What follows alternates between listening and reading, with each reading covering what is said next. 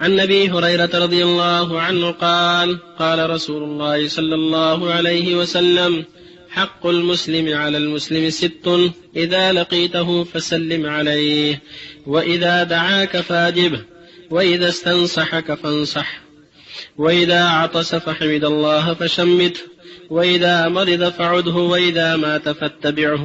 الحمد لله وصلى الله وسلم على رسول الله وعلى آله وأصحابه ومن اهتدى بهداه. أما بعد، هذا كتاب جامع لآداب كثيرة وأحاديث متعددة ومتنوعة في الآداب الشرعية والترغيب.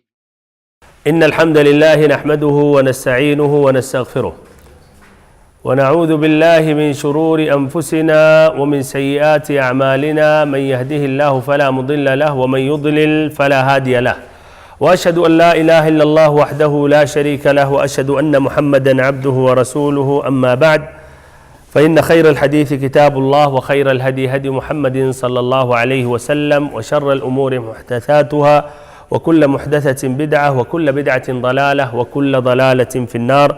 نعوذ بالله تعالى من النار وما قرب إليه من قول وعمل، ونسأله سبحانه وتعالى الجنة وما قرب إليها من قول وعمل. ساری تعریفیں اللہ رب العالمین کے لیے ہیں، اور مکمل ترین پورے طور پر درود و سلام اس ذات مقدسہ مبارکہ پر جن کو اللہ رب العزت نے اس دنیا میں رشد و ہدایت کے ساتھ رحمت للعالمین بنا کر بھیجا۔ سابقہ 2 درسوں میں باب تیمم کے متعلق چند اہم باتیں میں نے ذکر کی۔ اختصاراً تیمم کا معنی، مطلب تیمم کا لغوی معنی ہے ارادہ اور قصد کرنا، شرعی معنی اس کا آج کے درس میں اچھی طرح واضح ہو جائے گا۔ اور پھر ایسے ہی التیمم یعنی مٹی کا استعمال کرنا، یہ کب جائز ہے؟ اگر پانی میسر نہ ہو یا پانی استعمال کرنے میں ضرر اور نقصان ہو۔ اور ایسے ہی یہ خاصیت، یہ حکم اللہ تعالیٰ نے صرف امت اسلامیہ کو عطا کیا، سابقہ امتوں کو یہ تیمم اس کا حکم یا اس کی اجازت نہیں تھی۔ بغیر پانی کے وضو کیے ہوئے وہ نہیں عبادت کر سکتے تھے، اور وہ بھی اپنی جو عبادت گاہوں میں۔ اور یہ اس کا حکم یہ جو مشروع ہوا کس سن میں؟ سن 6 ہجری میں۔ 6 ہجری سے پہلے اس کا حکم نازل نہیں ہوا۔ باب التیمم میں جو پہلی حدیث اور دوسری اور تیسری حدیث وہ بھی پیش کیا گیا، اختصاراً ایک مرتبہ پھر سے ذکر کر رہا ہوں، ملاحظہ کریں۔ عن جابر ابن عبد اللہ رضی اللہ عنہما ان نبی صلی اللہ علیہ وسلم قال اعطیت 5 لم يعطهن احد قبلی نصرت بالرعب مسیرة شهر وجعلت لي الأرض مسجدا وطهورا فأيما رجل أدركته الصلاة فليصلي فأيما رجل أدركته الصلاة فليصلي، وذكر الحديث، یہ متفق علیہ ہے۔ وفي حديث حذيفة عند مسلم وجعلت تربتها لنا طهورا إذا لم نجد الماء، وعن علي رضي الله عنه عند أحمد وجعل التراب لي طهورا۔ حدیث کا ترجمہ، پہلی جو حدیث ہے جابر ابن عبداللہ رضی اللہ عنہما کی حدیث کا ترجمہ یہ ہے، یہ روایت کرتے ہیں نبی اکرم صلی اللہ علیہ وسلم سے کہ آپ صلی اللہ علیہ وسلم نے فرمایا مجھے 5 ایسی چیزیں عطا کی گئی ہیں جو مجھ سے پہلے کسی کو بھی نہیں دی گئیں۔ نمبر 1، مجھے 1 مہینے کی مسافت پر یا 1 مہینے کی مسافت سے دشمن پر رعب و دبدبے سے مدد دی گئی ہے۔ نمبر 2، اور ساری زمین میرے لیے سجدہ گاہ اور طہارت و پاکیزگی کا ذریعہ بنائی گئی ہے۔ اب جس آدمی کو جہاں بھی نماز کا وقت آ جائے اسے نماز پڑھ لینی چاہیے۔ اور راوی نے آگے پوری حدیث ذکر کی ہے، اختصاراً ابن حجر نے بیان کیا۔ صحیح مسلم میں حضرت حذیفہ رضی اللہ عنہ سے مروی ہے کہ جب ہمیں پانی دستیاب نہ ہو تو زمین کی مٹی ہمارے لیے پاک کرنے والی بنا دی گئی ہے۔ مسند احمد میں حضرت علی رضی اللہ عنہ سے منقول ہے مٹی میرے لیے حصول طہارت کا ذریعہ بنائی گئی ہے۔ حدیث کی تخریج تفصیل سے میں نے پیش کیا، اور ایسے ہی یہ بھی بیان کیا کہ جو حدیث ہے علی رضی اللہ عنہ کی اس کی صحت میں کلام ہے، تفصیل سے بیان کیا، اور کہا صحیح جو مسئلہ ہے کہ وہ حدیث حسن کے درجے پر ہے۔ اور یہ بھی میں نے سوال کیا تھا، اخیر میں جواب دیا تھا ماشاءاللہ کچھ بھائیوں نے، کہ ابن حجر رحمہ اللہ نے پہلی جو حدیث ہے، عربی عبارت دیکھیں، پہلی جو حدیث ہے جابر ابن عبداللہ رضی اللہ عنہ کی حدیث، اس حدیث کے بعد پھر حذیفہ رضی اللہ عنہ کی حدیث اور پھر علی رضی اللہ عنہ کی حدیث ذکر کرنے کی ضرورت ہی کیا ہے؟ آپ لوگوں نے جواب دیا تھا، وہ میں اختصاراً دہرا رہا ہوں تاکہ بات لمبی نہ ہو جائے، دوبارہ آپ لوگوں سے میں جواب نہیں چاہ رہا ہوں، سابقہ درس کے اخیر میں آپ لوگوں نے جواب دیا تھا، اس لیے بیان کیا ابن حجر رحمہ اللہ نے کہ پہلی جو حدیث ہے جابر ابن عبداللہ رضی اللہ عنہ کی حدیث، وہ حدیث کیا ہے؟ عام ہے، عام ہے، اور دوسری اور تیسری حدیث میں تخصیص ہے یا تقید ہے۔ تقید دو طرح ہے، یا کہیے دو باتیں ہیں اس میں۔ پہلی بات اذا لم نجد الماء کا تذکرہ آتا ہے اس حدیث میں، کون سی حدیث میں؟ حذیفہ رضی اللہ عنہ کی حدیث میں، اور جابر ابن عبداللہ رضی اللہ عنہ کی حدیث میں نہیں آتا ہے تقید کی اذا لم نجد الماء، مطلقاً ہے وجعلت لی الارض مسجدا وطہورا، کہ پوری زمین ہمارے لیے عبادت گاہ، سجدہ گاہ اور ایسے ہی طہارت و پاکیزگی کا ذریعہ بنائی گئی ہے۔ تو اس میں عام تھا کہ پوری زمین یہ سجدہ گاہ ہے، اور ایسے ہی کیا؟ ایسے ہی یعنی اس سے آپ طہارت پاکی حاصل کر سکتے ہیں مطلقاً، کوئی قید اور شرط نہیں ہے کہ پانی نامیسر ہوتا ہے، مطلقاً۔ تو اس حدیث میں کیا آیا؟ اس کا قید کیا گیا، کیا قید ہے؟ وَجُعِلَتْ تُرْبَتُهَا لَنَا طَهُورًا إِذَا لَمْ نَجِدِ الْمَاءَ، شرط کیا ہے کہ اگر پانی میسر نہ ہو، پانی نہ ملے۔ اور یہ عبارت جو اذا لم نجد الماء، اس کا تذکرہ قرآن مجید میں بھی آیا ہے، جہاں اللہ تعالیٰ نے حکم دیا کہ تیمم کرو، وہاں کیا اللہ تعالیٰ نے یہ قید کیا فَلَمْ تَجِدُوا مَاءً وَإِن كُنتُم مَّرْضَىٰ أَوْ عَلَىٰ سَفَرٍ أَوْ جَاءَ أَحَدٌ مِّنكُم مِّنَ الْغَائِطِ أَوْ لَامَسْتُمُ النِّسَاءَ فَلَمْ تَجِدُوا مَاءً فَلَمْ تَجِدُوا مَاءً، کہ اگر آدمی کا وضو ٹوٹ گیا، قضاء حاجت کے بعد آیا، یا بیوی سے اس نے ہم بستری کی، فَلَمْ تَجِدُوا مَاءً، پھر پانی میسر نہ ہو تو کیا؟ یہ شرط ہے۔ پھر اس کے بعد فَتَيَمَّمُوا صَعِيدًا طَيِّبًا، اور یہ مسئلہ اجماع ہے، امت اسلامیہ کا اس پر اجماع ہے۔ تیمم کب مشروع ہے؟ جب پانی میسر نہ ہو۔ اب اس طرح آپ اندازہ لگا لیں کہ وہ بھائی کتنے گمراہ ہیں جو ہم دیکھتے ہیں مسجد حرام میں سوئے رہتے ہیں، رمضان میں، اعتکاف میں، پھر تہجد کے وقت اٹھے اور ایسے ہی تیمم کر لیے اور نماز پڑھ لیے، کرتے ہیں اسے، اجتہاد کرتے ہیں اپنے سے ماشاءاللہ۔ یہ مسئلہ اجماع ہے، کب یہ جائز ہے؟ اگر پانی میسر نہ ہو، پانی وہاں میسر ہے لیکن وہ لائن لگانا نہیں چاہتے، باہر نہیں نکلنا چاہتے، تو یہ پہلی قید، پہلا اس کا اس حدیث میں اس لیے ذکر کیا کہ اس میں اس کا ذکر آیا ہے اذا لم نجد الماء۔ اور دوسری تقید، دوسری بات کیا ہے جس کی وجہ سے ان حدیثوں کو بیان کیا کہ اس میں کیا ہے بھائیوں؟ ہاں، مٹی کا ذکر ہے، اور جابر بن عبداللہ رضی اللہ عنہ کی حدیث میں زمین کا ذکر ہے۔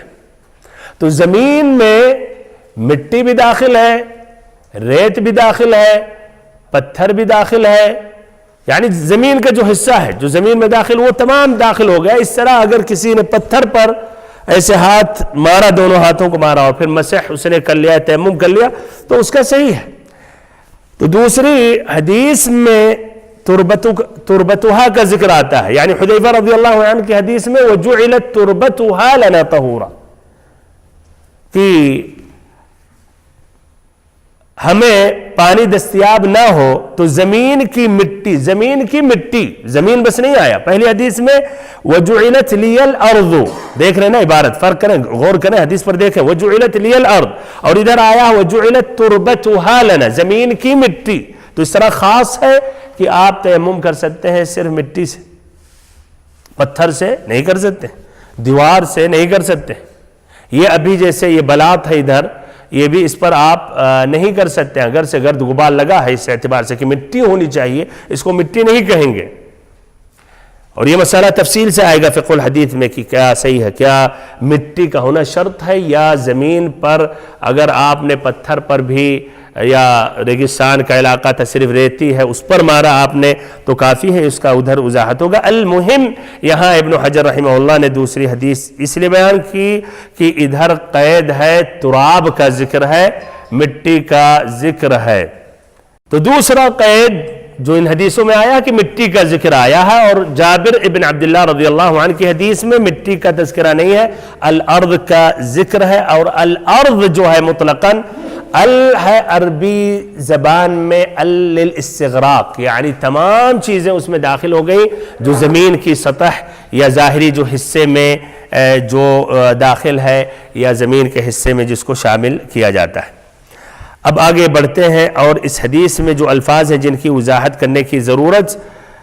جابر بن عبداللہ رضی اللہ عنہ کی حدیث، اعطیت خمسا لم یعطہن احد قبلی، کہ مجھے دی گئی ہیں، اعطیت مجھے دی گئی ہیں، یہ صیغہ جو ہے یعنی مجہول معلوم فاعل کا ذکر نہیں آیا، اعطیت مجھے دی گئی ہے، دینے والا کون ہے؟ اللہ تعالی۔ اچھا تو کیوں نہیں ذکر کیا نبی صلی اللہ علیہ وسلم نے کہ اعطانی اللہ خمسا، کیوں نہیں ذکر کیا صراحت کے ساتھ؟ کیوں فاعل کو یہاں حذف کر دیا گیا اور پھر اس طرح یہ مبنی مجہول ہو گیا؟ کیوں؟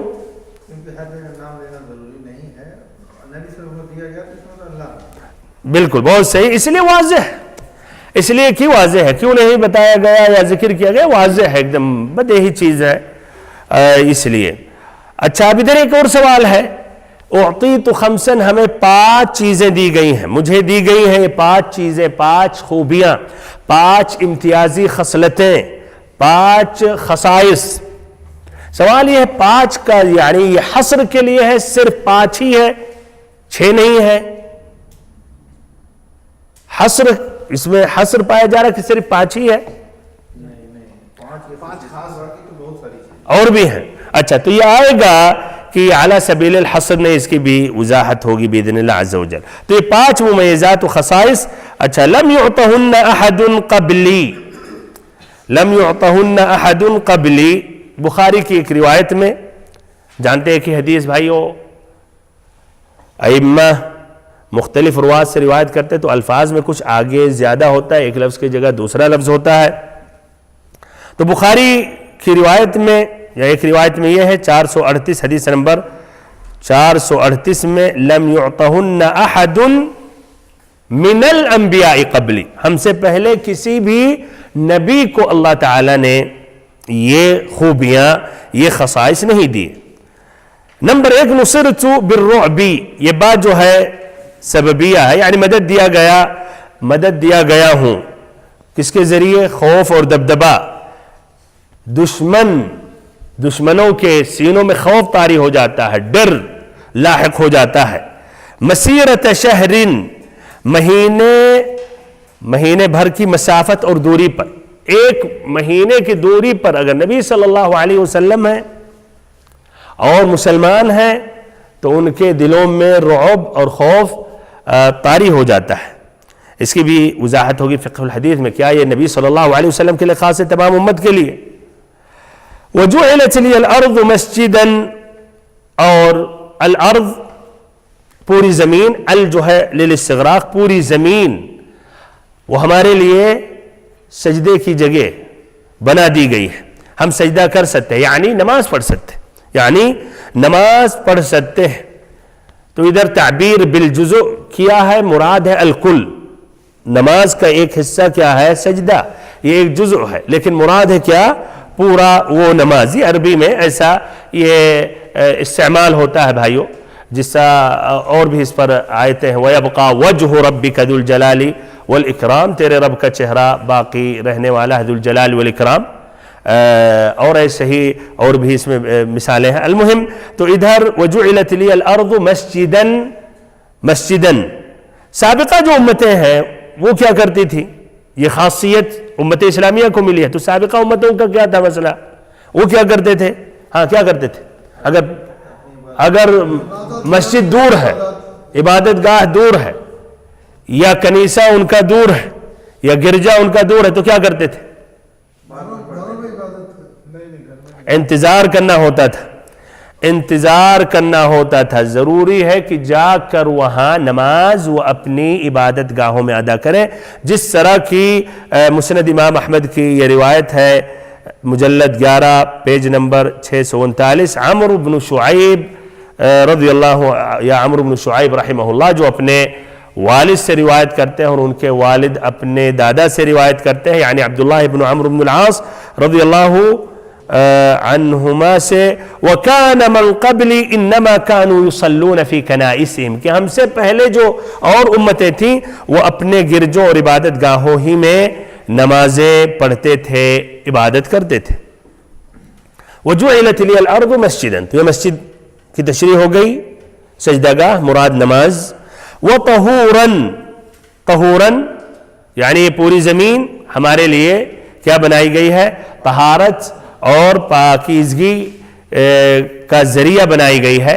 پاکی ہم اس سے حاصل کر سکتے ہیں، طہارت حاصل کر سکتے ہیں، حدث اصغر حدث اکبر کو ہٹا سکتے ہیں، پانی کا ہونا ضروری نہیں ہے. وَطَهُورًا فَأَيُّمَا رَجُلٍ، اچھا فَأَيُّمَا رَجُلٍ، کیا عورت داخل نہیں ہے اس میں؟ لا شک پورے احکام جو مردوں کے لیے عورتوں کے لیے ہے، اللہ کی کوئی خاص دلیل ہو کہ یہ حکم خاص ہے مردوں کے لیے.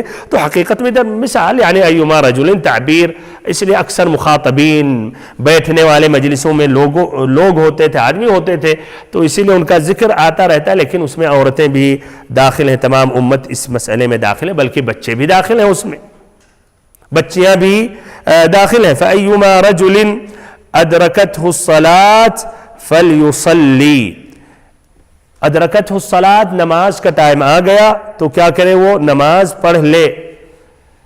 اس زمین سے طہارت حاصل کر لے، پانی میسر نہیں ہے، اور کہیں بھی ہو اس زمین پر نماز پڑھ لے. یعنی پانی کا نہ انتظار کرے، نہ مسجد تک پہنچنے کا انتظار کرے.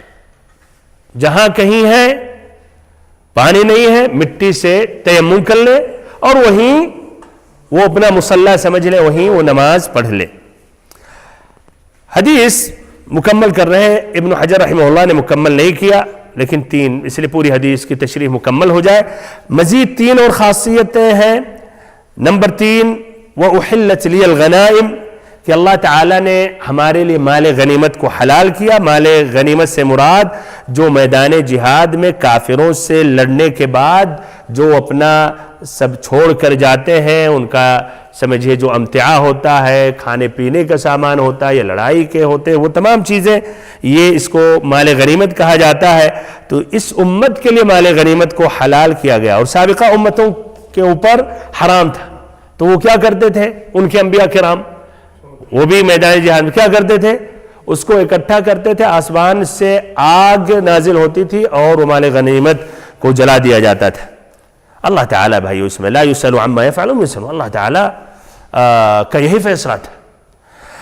وَأُعْطِيتُ الشَّفَاعَةَ، نمبر 4، ہمیں شفاعت عطا کی گئی. مراد شفاعت عظمی، جو میدان محشر میں تمام خلائق ٹھہریں گے 50,000 برس تک، اور اتنی شدت اور تکلیفیں ہوں گی، لوگ آپس میں کہیں گے کہ کب تک ہم اس حال میں رہیں گے. لوگ اب انتظار کریں گے کہ فیصلہ کیا جائے تاکہ جنتی جنت میں جائے، جہنمی جہنم میں جائے. المہم یہاں اب یہ انتظار کرنا، ٹھہرنا، یہ اب یہ قابل برداشت نہیں ہے. تو بہرحال قصہ مشہور ہے، آدم علیہ السلام کے پاس جائیں گے، پھر نوح علیہ السلام، موسیٰ، عیسیٰ، سب ڈرے ہوں گے، کہیں گے کہ آج اللہ تعالیٰ اس قدر ناراض ہے، میں یہ ہمت نہیں کر سکتا ہوں. نبی صلی اللہ علیہ وسلم کے پاس پہنچیں گے، آپ کہیں گے انا لہا، کہ اللہ تعالیٰ نے یہ خاصیت ہمیں دی ہے، اور پھر اللہ تعالیٰ کے پاس جائیں گے اور سجدہ ریز ہوں گے اور اللہ تعالیٰ کی حمد و ثنا، بڑائی، کبریا بیان کریں گے ایسے الفاظ سے جو اللہ تعالیٰ نبی اکرم صلی اللہ علیہ وسلم کے سینے میں اس وقت یعنی ڈال دے گا. پھر اللہ تعالیٰ کہے گا ارفع رأسک واسأل تعطى واشفع تشفع، کہ اپنے سر کو اٹھائیں، سوال کریں، جواب دیا جائے گا، شفاعت طلب کریں، شفاعت منظور کی جائے گی. بہرحال تو اس طرح نبی اکرم صلی اللہ علیہ وسلم تمام خلائق کے لیے وہ شفاعت کریں گے. یہ شفاعت عظمی ہے، اور یہی المقام المحمود ہے جو ہم اللہ تعالیٰ سے دعا کرتے ہیں اپنے نبی اکرم صلی اللہ علیہ وسلم کے لیے. کیا کہتے ہیں؟ وابعثه اللهم المقام یا وابعثه مقاما محمودا الذي وعدته.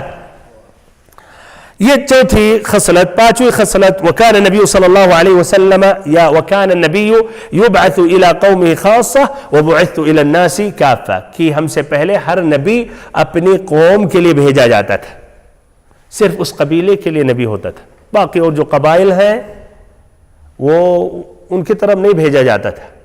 تو اپنے قبیلے، اپنے علاقے، انہی کی تربیت اور انہی کو دعوت دیتا تھا.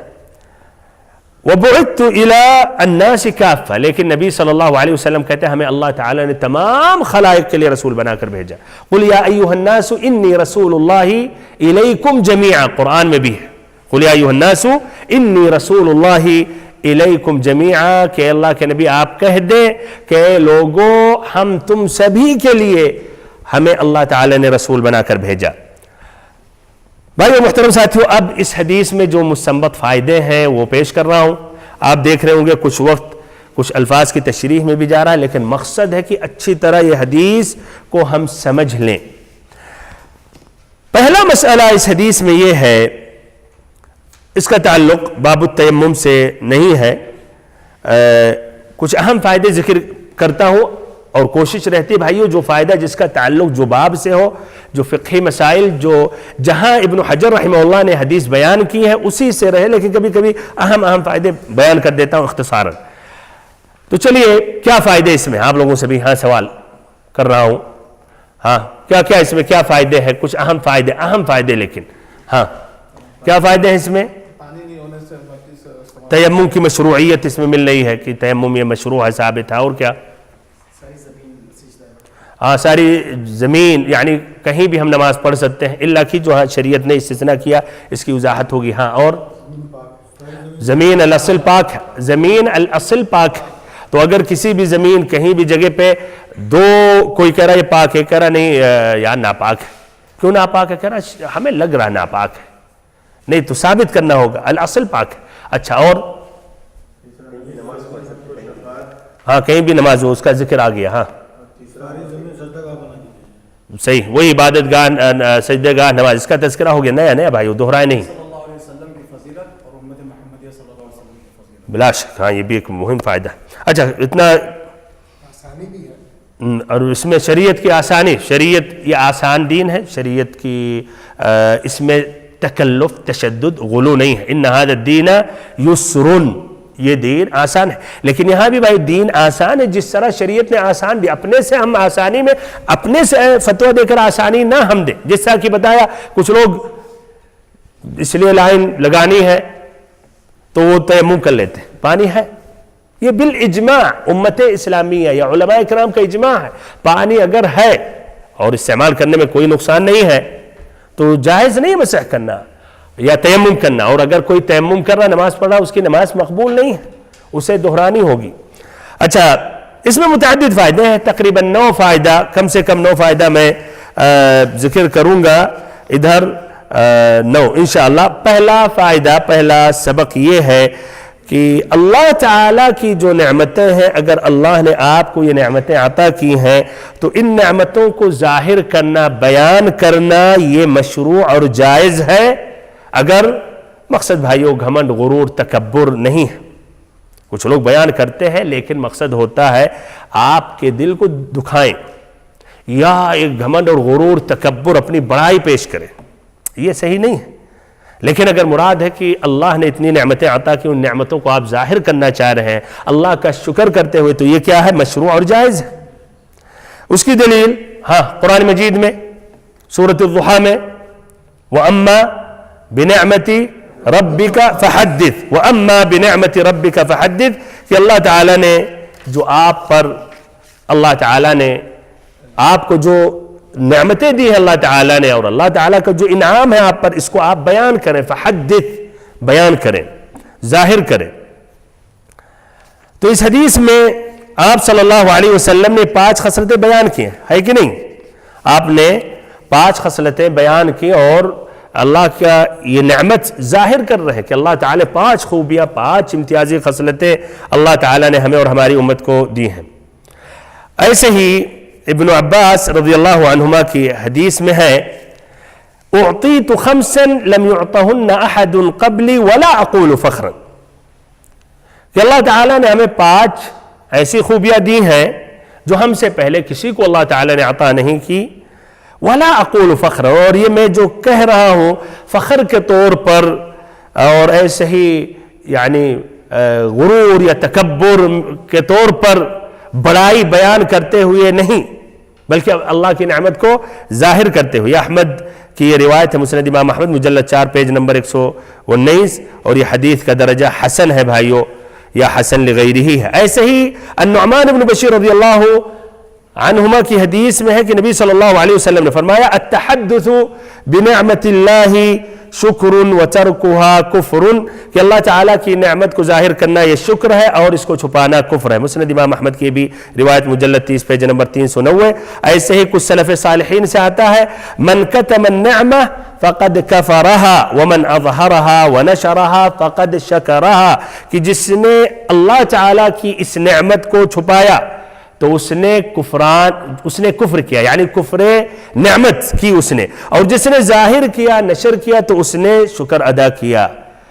یہ بھی بھائیو کچھ لوگ بڑائی بیان کرتے ہیں اپنی، دوسروں کے دل کو دکھاتے ہیں، اس کے بالمقابل کچھ لوگ ہمیشہ روتے ہیں۔ اللہ تعالیٰ نے نعمت کی ہے، ہمیشہ روتے ہیں، کیا حال ہے واللہ پریشان ہو، کیا مسئلہ ہے واللہ تنخواہ کا مسئلہ، کیا مسئلہ بیوی کا مسئلہ، کیا بچے، ہمیشہ رونا، یہاں ایسے ہی نہیں۔ تو یہ بھائیو اس طرح المہم پہلا فائدہ، پہلا سبق، اس کا وقت ختم ہو گیا باذن اللہ عز وجل۔ آئندہ درس میں موضوع مکمل کروں گا۔ بارک اللہ فیکم وجزاکم اللہ خیرا، وصلی اللہم وسلم وبارک وانعم علی عبدک ورسولک محمد۔